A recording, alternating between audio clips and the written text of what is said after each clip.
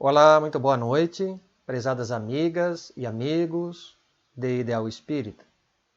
É com imensa alegria que estamos dando início a mais um programa Espiritismo e Vida, da cidade de Pindamonhangaba, da região metropolitana do Vale do Paraíba, dando sequência ao nosso estudo sistematizado do Evangelho segundo o Espiritismo por Allan Kardec, onde desenvolveremos nesta noite o item 4 do capítulo 1, Eu não vim destruir a lei, trazendo como o subtítulo o Cristo.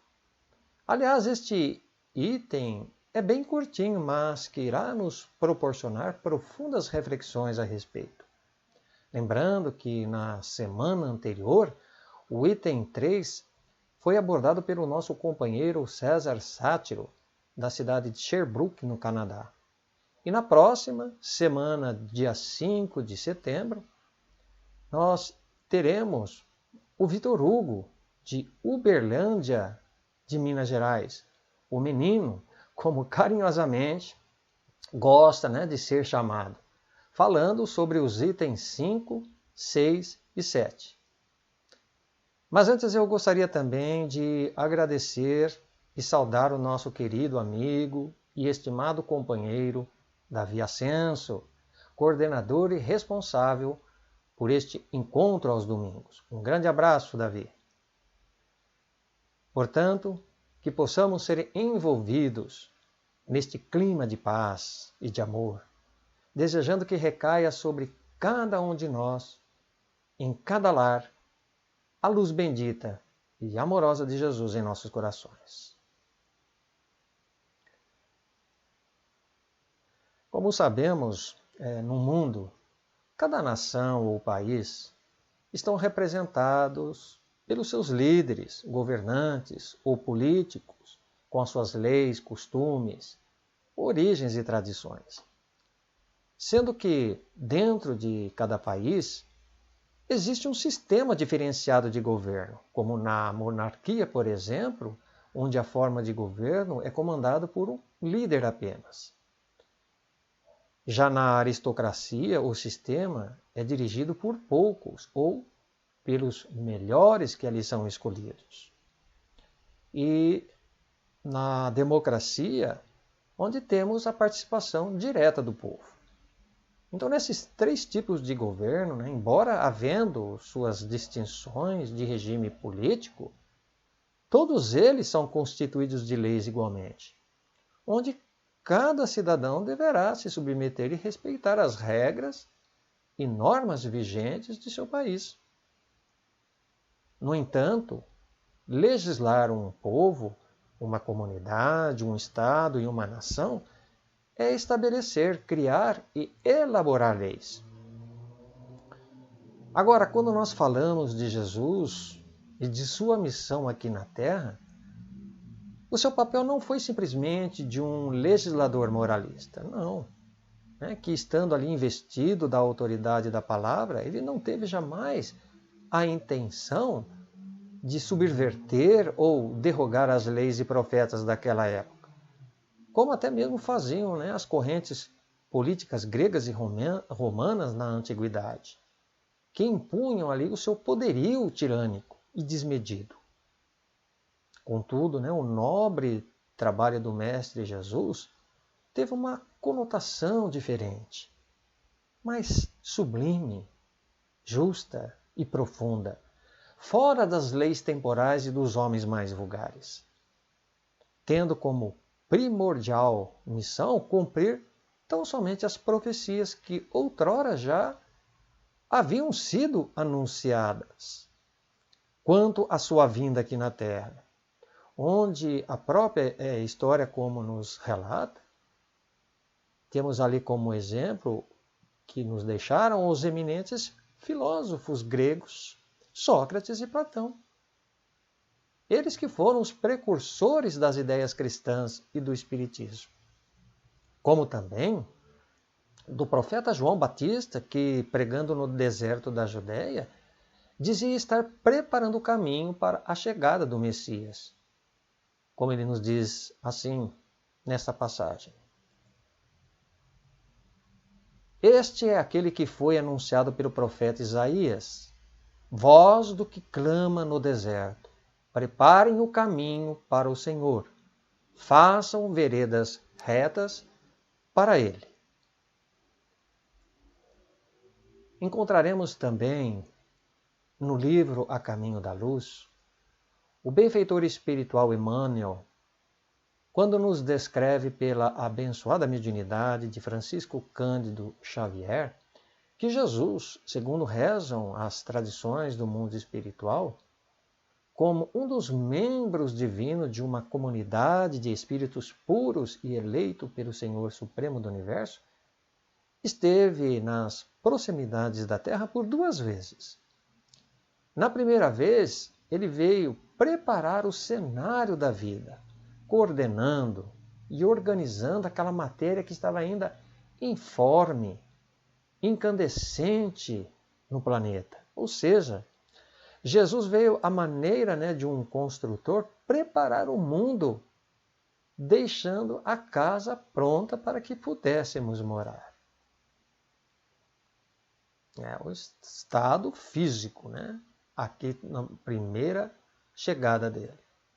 Já na segunda vez, Jesus veio com a missão de implantar no planeta a lição imortal do seu evangelho entre os homens, exortando-os à sua verdadeira lei de amor, justiça e caridade, dentre o maior e mais importante preceito por ele deixado, que foi amar a Deus sobre todas as coisas com todas as forças de seu coração, de seu espírito e entendimento. E um outro semelhante a este, quando ele prossegue dizendo ao próximo como a si mesmo. Então, a autoridade de Jesus, ela estava apoiada na mansuetude e na pacificação adquirida por sua natureza excepcional, como Espírito Divino. Nenhum outro objetivo teve Jesus senão o de ensinar aos homens que a verdadeira vida não está sobre a terra, mas no reino dos céus. Ao exclamar no seu evangelho que na casa do meu Pai há muitas moradas, isto é, o universo é a casa do Pai. E os mundos, representados pelas diversas moradas que circulam por todo este espaço infinito, servindo com isso de lares, de estações temporárias para o nosso adiantamento e aperfeiçoamento espiritual, como aqui no planeta. Nosso planeta Terra, onde passamos este curto período, a exemplo mesmo de alunos matriculados numa escola, cujo aproveitamento das lições recebidas e o esforço no exercício do bem serão então capazes de nos conduzir a mundos mais perfeitos e felizes. No entanto, esses mundos felizes, precisamos deixar bem claro, não representam, num sentido único e exclusivo da palavra, segundo afirmam algumas religiões e teólogos, o eterno paraíso, que é definido como um local geograficamente circunscrito de eterno repouso, na qual ali os escolhidos de Deus estariam ali isentos de responsabilidades e ocupações. Não é isto. É o que nos traz a doutrina de diferencial sobre este assunto. Então, o cristianismo, em sua origem, considerou o céu como sendo a morada de Deus e dos seus anjos, e, por conseguinte, o paraíso, sinônimo da morada dos justos, após a sua morte, onde se localiza também o trono de Deus, acreditando que depois que morrerem receberão uma vida eternamente abençoada de delícias, ou uma nova espécie de jardim do Éden, ou jardim de Deus, como o paraíso que está descrito no livro do Gênesis de Moisés e também no livro de Ezequiel, onde todos ali poderão gozar de uma beatífica visão de Deus, num estado permanente, eterno, contemplativo e perfeito, sem máculas dos sentimentos inferiores causadores de tanta fome, guerras, de doenças e mortes. Então, normalmente, a vida no paraíso seria então a recompensa, né, após a morte para as almas dos que seguem e que seguiram corretamente os preceitos de cada religião, da sua religião. Então, no livro O Céu e o Inferno, no capítulo 3, Allan Kardec nos informa que os antigos acreditavam na existência de muitos céus superpostos, um ao outro, de maneira sólida e transparente, formando assim esferas concêntricas e tendo a Terra por centro. Por comparação, né, bem simples que a gente poderia dar aqui, seria como a cebola, né, que com suas cascas estão superpostas umas à outra. A cebola tem aquelas cascas que se subdividem. Então, girando essas esferas em torno da Terra, imaginavam que eram arrastadas consigo os astros, que se achavam em seu circuito ou círculo de ação. Inclusive, essa foi até mesmo uma teoria astronômica desenvolvida pelo filósofo grego Aristóteles, na Grécia Antiga, por volta do ano 350 a.C., onde defendia a ideia do universo geocêntrico, ou geocentrismo, como modelo cosmológico mais antigo. E até então a Igreja, né, católica, ela só admitia essa teoria. E quem, né, discordasse ou pensasse diferente a respeito naquela época, ele tinha a chance para desmentir o que tinha afirmado, ou do contrário, ele seria punido com a morte pelo tribunal, né, eclesiástico. Há exemplo, né, que ocorreu com um teólogo, Giordano Bruno, né, que morreu queimado vivo em Roma, por não ter negado a teoria desenvolvida pelo astrônomo alemão Johannes Kepler, de que a Terra é que girava em torno do Sol. Então, veja, né, o absurdo que chegaram esses homens naquele tempo.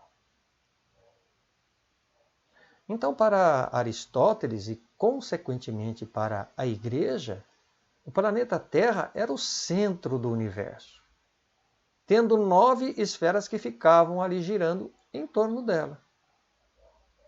Então, segundo essa teoria, a Terra ela está no centro do sistema solar e os demais astros orbitam ao redor dela ao longo de um círculo. E os muçulmanos admitiam esses 9 céus, 2 em cada um dos quais se aumentava a felicidade dos crentes. Então, até mesmo, esse foi um sistema, como de tantas outras teogonias, que significa o nascimento, a genealogia dos deuses, e que fizeram dos céus assim escalados os diversos degraus das bem-aventuranças, tendo o último deles como o abrigo da suprema e inalterável felicidade. Segundo ainda nos esclareceu Allan Kardec, no livro O Céu e o Inferno, a opinião mais comum que predominava entre os antigos era a existência de 7 céus. E daí ter nascido a expressão, né, estar no último céu. No 7º céu. Estar no 7º céu. Para exprimir o que? A perfeita felicidade. Assim, muitas outras religiões, né, e filosofias orientais, dentro da história, descreveram o seu céu e o seu paraíso particular, ou seja, a seu modo.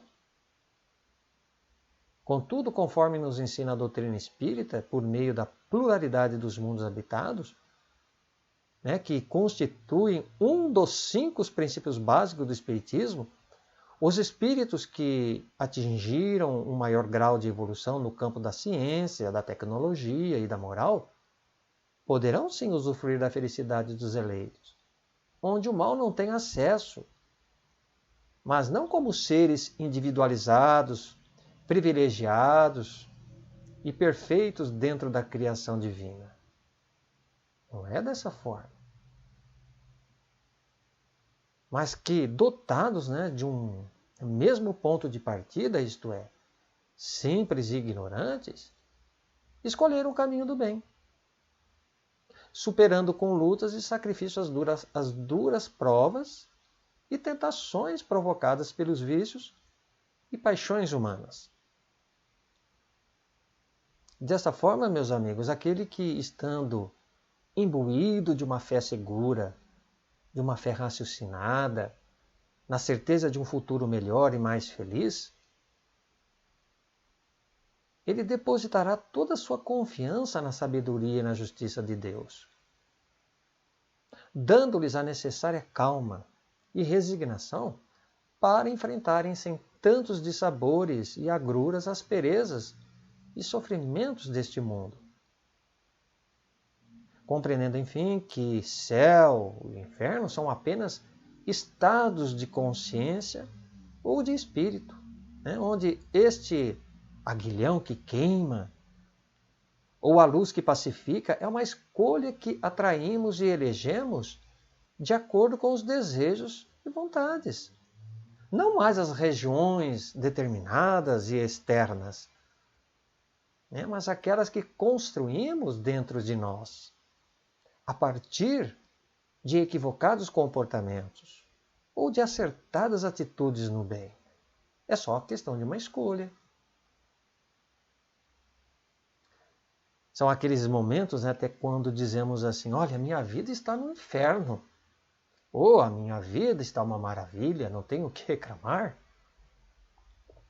Então, para melhor ilustrarmos, conta-se que um samurai, né, grande e forte, conhecido pela sua índole violenta, ele procurou um sábio monge e perguntou-lhe, monge, ensina-me sobre o céu e o inferno. Eu tenho um grande desejo de aprender. Então, de pequena estatura e muito franzino, então o monge olhou para aquele bravo guerreiro e, simulando grande desprezo, disse-lhe então, eu não poderia ensinar-lhe coisa alguma, você está imundo. Seu mau cheiro é insuportável, além de tudo, a lâmina de sua espada está enferrujada. Você representa uma vergonha para a sua classe. Ofendendo a ele ali de uma forma simulada, é claro. Então, ouvindo aquilo, né, do monge, o samurai ele ficou enfurecido, não era por menos. E com o sangue, né, lhe subindo ao rosto, ele não conseguiu dizer uma única palavra. Tamanha era a sua raiva. Nisto, então, o samurai, sem pensar, empunhando e erguendo a sua espada para cortar a cabeça, né, do monge, ouviu dele o seguinte, aí começa o inferno.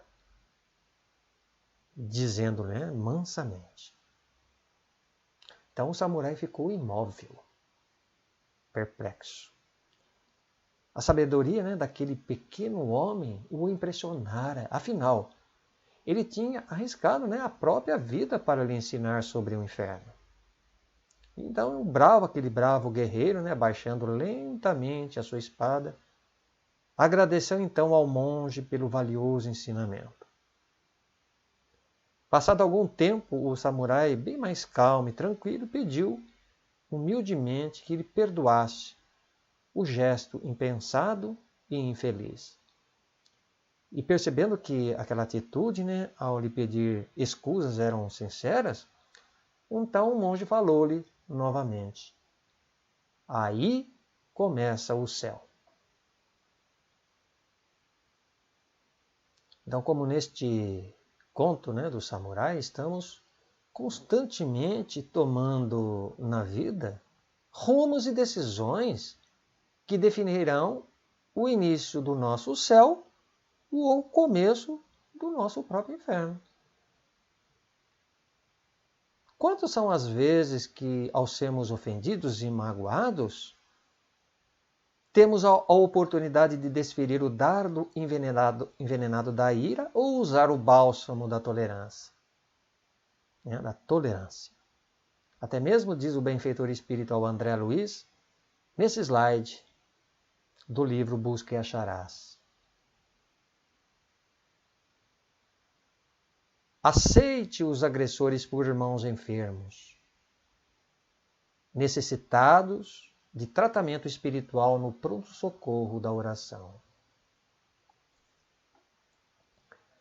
Quantas são as vezes, também que ao sermos injuriados, difamados, caluniados, temos a escolha de trilharmos o caminho obscuro da vingança ou utilizar a palavra do perdão e da reconciliação. É quando novamente André Luiz nos orienta dizendo assim: diante de ofensas ou injúrias, coloque semelhantes pedras do desequilíbrio na santa cesta do perdão, para que se desfaçam nas fontes do esquecimento. Ante também os nossos entes amados, que nos precederam pela morte inevitável, quanto temos optado pelo punhal do desespero ou da inconformação? Outras vezes pela chave da compreensão e da resignação. Então, neste aspecto, esclarece-nos agora o amigo espiritual Emmanuel, nesta obra, também por Chico Xavier, retornaram contando, que diz ali: ante os que partiram, precedendo-te na grande mudança, não permitas que o desespero te ensombre o coração. Eles não morreram, estão vivos.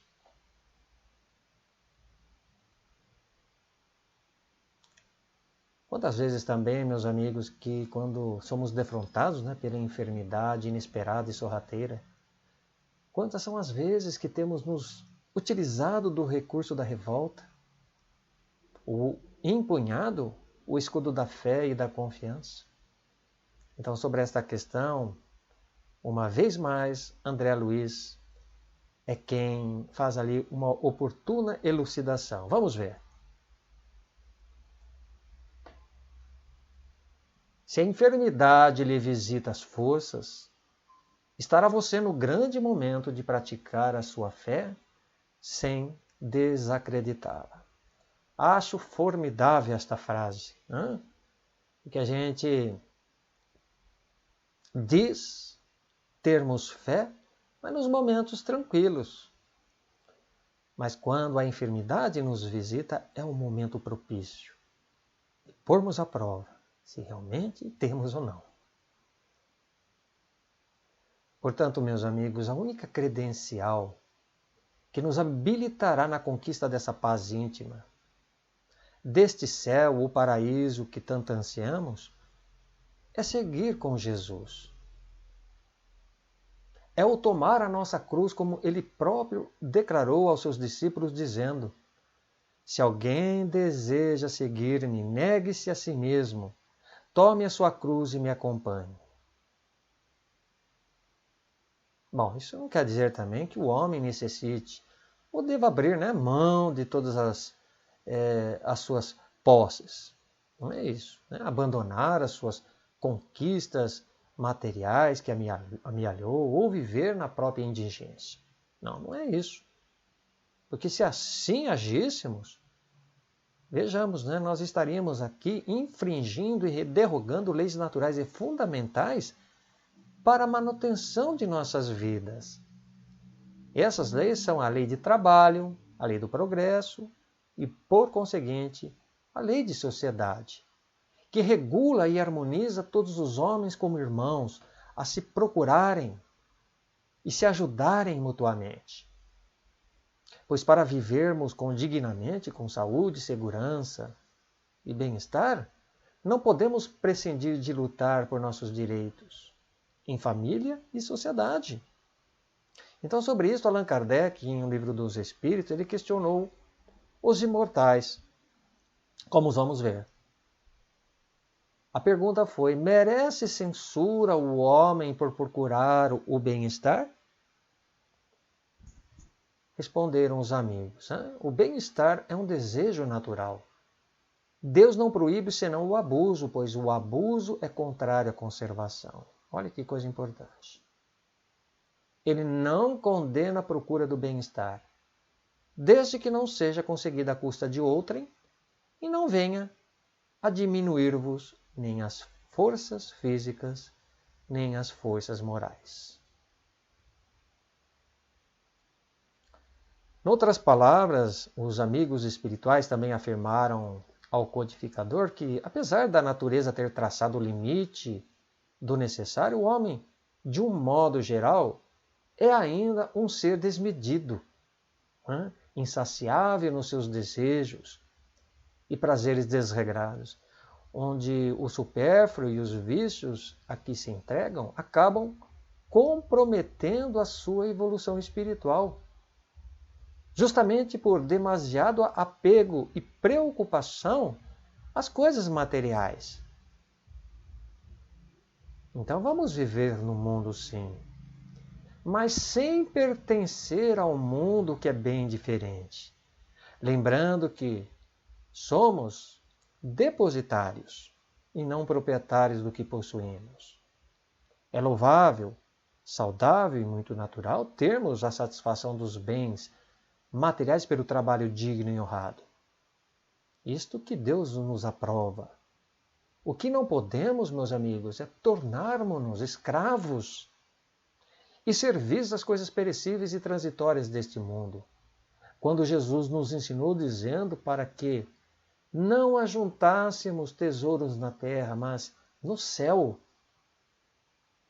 onde as traças e a ferrugem não podem consumir, nem os ladrões minarem e roubarem. De nada adiantará ganharmos o mundo inteiro e perdermos a nossa alma. Pois onde estiverem o nosso tesouro, aí também estará o nosso coração. Não adianta mudar de lugar. Não adianta querermos simular uma coisa que não somos. Então, que lutemos para vencer esses obstáculos que ainda nos atrasam espiritualmente, não é? Então Jesus nos aguarda carinhosamente com o seu compassivo amor, bastando como condição essencial para segui-lo aquela declaração feita aos seus discípulos: se alguém deseja seguir-me, negue-se a si mesmo, tome a sua cruz e me acompanhe. Ou seja, que abandonemos as tolas ilusões e as vazias vaidades humanas, desconstruindo dessa forma aquele velho homem carcomido dos velhos conceitos, dos velhos preconceitos, para alicerçarmos um novo homem respaldado na fraternidade e na caridade universal. E prossegue a narrativa bíblica, que está em Mateus: porquanto quem quiser salvar a sua vida, a perderá. Mas quem perder a sua vida por minha causa, encontrará a verdadeira vida.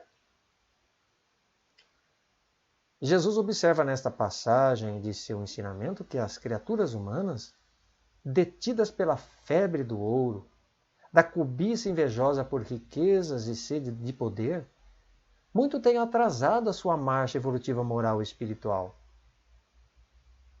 A maneira mesmo daquele jovem rico, da parábola descrita por Jesus, onde as tentações e as nocivas seduções do mundo acabam sufocando e paralisando nossas mais santas aspirações e sentimentos. Então, que decidamos seguirmos e servirmos a Deus ou a Mamon. É uma escolha nossa. Onde Mamon, até mesmo que vem da Bíblia, é uma expressão utilizada dentro dos escritos rabínicos, significando tanto o dinheiro em sentido restrito quanto as posses em sentido amplo. Então, com relação às vidas anteriores, estamos hoje sem dúvida, sem dúvida nenhuma, mais aptos a compreendermos a mensagem libertadora e consoladora da Boa Nova trazida por Jesus, onde o Espiritismo, revivendo a essência e a pureza do cristianismo com maior lucidez, apoiada na fé raciocinada, veio nos conclamar a praticar mais largamente a lei de justiça, amor e caridade. Nos tempos de apostolado de Jesus, as coisas eram bem mais difíceis de serem aprendidas. Com certeza, pois naquela época, as mentes ainda muito embotadas ali, precoces, imaturas moralmente, precisavam compreender e aceitar os mandamentos divinos por uma certa imposição ou repreensão que vigia através das leis civis de Moisés. Como se diz, era preciso se utilizar de uma linha mais dura, né? Lógico que ali no bom sentido. Justamente com o objetivo de poder despertar e abrandar aqueles ânimos mais exaltados pelos costumes daquele povo. Por isso que Jesus, quando aqui encarnou sobre a terra, ele não disse tudo. E sobre muitos outros pontos de sua doutrina se limitou a depositar os germes de certas verdades, declarando que as pessoas não estavam ainda prontas, preparadas para compreender. É como diante de uma criança que, para sermos compreendidos por elas, nós precisamos igualmente utilizar ou exprimirmos termos mais ou menos simples, adequados a elas, senão não nos compreenderão. Então foi isso que o mestre querido se propôs a fazer, ou seja, falou de tudo, mas em termos mais ou menos explícitos. Por esta razão que o Cristo Jesus ele ensinava e falava por parábolas e simbologias, onde aqueles que o ouviam durante suas pregações poderiam extrair mais facilmente o sentido oculto que encerravam naquelas palavras. Esta era a preocupação de Jesus, levar a sua mensagem inovidável de amor, mas para que todos entendiam de uma certa maneira. Então, por isso que ele falava por parábolas. Então, era preciso que novas ideias e novos conhecimentos viessem abrir-lhes um novo entendimento, uma nova percepção e mais acurada concepção da vida espiritual, viesse então desabrochar naquelas almas, com relação às coisas materiais de que ainda estavam impregnados. Então, assim como não podemos colher um fruto antes que ele amadureça, preciso era que a humanidade atingisse também um grau maior de experiência e de maturidade no campo científico, moral e filosófico. Foi então que o Espiritismo, anunciado por Jesus como o Consolador prometido através do Espírito da Verdade, viria a seu turno e no tempo certo contribuir poderosamente para a eclosão e o desenvolvimento das ideias, que outrora foram falseadas ou mal interpretadas. Do mesmo modo que não podemos revelar repentinamente e totalmente a claridade da luz aos olhos de uma pessoa que esteja acostumada na escuridão ou na penumbra, pois isto certamente a ofuscaria e perturbaria a sua visão, na mesma proporção são as verdades do céu, caso elas chegassem de uma só vez. Então não teríamos condições para assimilar na sua plenitude. É aos poucos. Como aquele que precisa receber a luz para se acostumar. Por isso que, de tempos em tempos, meus amigos, Deus permite a reencarnação de espíritos mais elevados entre nós, com a dupla missão de ajudarem e realizarem gradualmente o progresso no campo científico, religioso, filosófico e tecnológico. Mas, infelizmente, percebemos, nem sempre dentro da história, os grandes gênios, profetas e líderes religiosos puderam exercer livremente as suas ideias e ideais em favor da humanidade. onde muitos deles foram alvos de intolerância religiosa, outros da perseguição política. Mais além, o escárnio popular numa tentativa inconsequente de cercearem ou impedirem a emancipação do progresso em todos os seus aspectos. Então era barreira mesmo para tentar que avançasse, né, o progresso.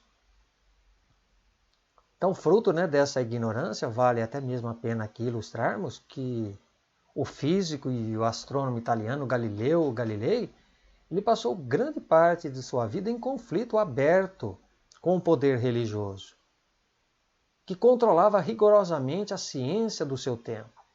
E para não morrer na fogueira, como o teólogo Giordano Bruno, que há pouco dissemos, falamos dele, né?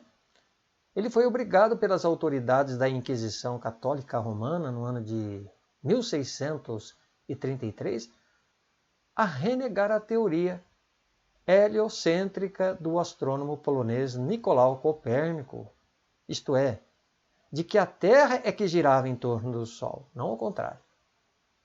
Considerada, né, até mesmo uma heresia naquela época. Até mesmo, né, quando Allan Kardec perguntou aos bons espíritos se era dado ao homem o poder de deter a marcha do progresso. E responderam assim, não. Mas o de entravar algumas vezes. Então, como o próprio codificador nos ensina, que o progresso, sendo uma condição da natureza humana, não está ao alcance de ninguém a ele se opor, pois é uma força viva. É uma força viva. Em que as más leis podem retardar algumas vezes, mas não sufocar. Irão estancar algumas vezes, mas não deter a força das coisas que devem vir. Foi o que resultou, né? Então, séculos mais tarde, quando a Igreja Católica, isto em 31 de outubro de 1992, através do Papa João Paulo II, ele acabou reconhecendo o erro cometido contra o Galileu Galilei. Por isso, meus amigos, que as luzes do conhecimento e do progresso devem vir no seu tempo certo, não de repente. Não se dá o que não podem suportar ou compreender. Não importa que encontremos aqueles que se antagonizam e se debelam contra o bem e a verdade. Não, como já fizeram até mesmo no passado.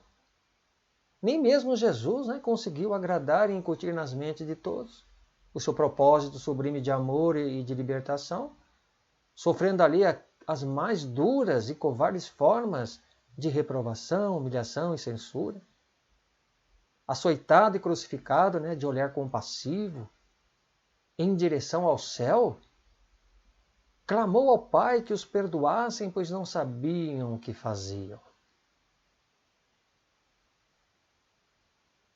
Pediu perdão porque aqueles homens que ali estavam fazendo aquilo, Jesus sabia que ainda faltava compreensão para eles. Então essas palavras do Cristo, no seu derradeiro momento, demonstrou invariavelmente a sua imperturbável serenidade e compreensão por aqueles que, como crianças, não conseguiram assimilar a sua lição de paz e redenção. Apesar de tudo, a semente do seu evangelho estava lançada naqueles corações. E é isso que devemos fazer a nossa maneira. Restando tão somente, então, aguardarem o tempo necessário e adequado para que eclodisse e florescesse as divinas verdades. Foi o que Jesus fez. Pois cedo ou tarde, e isto, né, é da lei universal que regendo o destino de cada um de nós, rumaremos pouco a pouco para a perfeição espiritual, devendo um dia mesmo que contrariados e recalcitrantes nos velhos equívocos, nos dobraremos ante as imutáveis e amorosas leis de Deus. Bem, meus amigos, aqui nos despedimos, agradecendo ao programa Espiritismo e Vida, ao Davi, uma vez mais, e por todos aqueles que puderam pacientemente nos acompanhar. E aproveito, para reforçar o convite do próximo domingo, dia 5 de setembro, a partir das 20 horas, onde teremos conosco o companheiro Vitor Hugo, onde estará, então, dando continuidade deste capítulo. Portanto, desejo a todos que tenham uma abençoada e feliz semana, cheio de alegria, saúde e trabalho, pedindo a Deus e a Jesus que continue nos inspirando no bem, nos guardando e nos mantendo na sua infinita paz. Até uma próxima, meus amigos. Fiquem com Deus.